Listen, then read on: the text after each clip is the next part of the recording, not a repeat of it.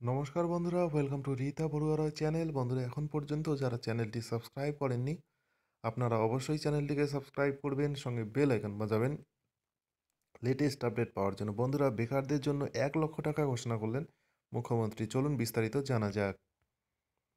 চাকরির পরিবর্তে ব্যবসার জন্য ভাতা দেওয়ার ঘোষণা মুখ্যমন্ত্রীর। খবরটি প্রকাশিত হয়েছে আজ বিকেল একটি অনলাইন সংবাদ পত্রিকায়।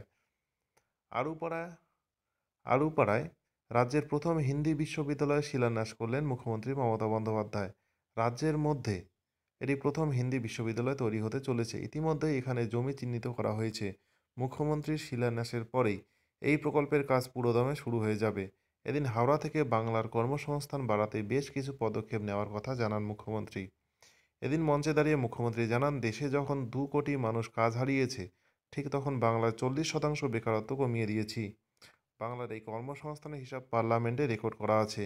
আমরা কর্মসংস্থান বাড়াতে বিভিন্ন প্রশিক্ষণ সহ বিভিন্ন প্রকল্প চালু করা হয়েছে। বলেন, বাংলার কর্মসংস্থান বাড়াতে বেকার যুবকদের 1 লক্ষ টাকা করে ভাতা দেওয়া হবে,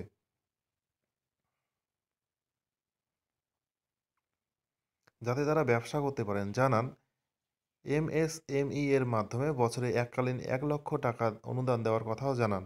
এই অনুদানে পেয়ে বাংলার কর্মপ্রার্থীরা নিজের পায়ে দাঁড়াতে পারবেন বলে জানান মুখ্যমন্ত্রী। যুবশ্রী অর্পণ প্রকল্প চালু করে 50,000 বেকারদের 1 লক্ষ টাকা দেওয়া হবে, তিনি জানান। এর আগে গত 4ই ফেব্রুয়ারি বাজেট পেশ করে এই প্রকল্পের জন্য অর্থ বরাদ্দ করার প্রস্তাব দেন অর্থমন্ত্রী। বেকার যুবকদের রাজ্যের তরফে 1 লক্ষ টাকা দেওয়া হবে বলে বাজেটে পেশ করে জানান অর্থমন্ত্রী রবীন্দ্র মিত্র। বলেন, আমরা বাংলার শিক্ষিত বেকার যুবক যুবতীদের এককালীন 1 লক্ষ টাকা অনুদান দেব। প্রতি বছর 50,000 বেকার যুবক যুবতীকে স্বনিযুক্ত প্রকল্পের জন্য রাজ্য সরকারের তরফে 1 লাখ টাকা করে অনুদান দেওয়া হবে বলে বাজেটে প্রস্তাব দেন তিনি। ধন্যবাদ বন্ধুরা, ভিডিওটি দেখার জন্য। ভালো লাগলে ভিডিওটিকে শেয়ার করুন, যাতে করে প্রত্যেকটি বেকার যুবক যুবকের কাছে খবরটি পৌঁছে যায়। ধন্যবাদ।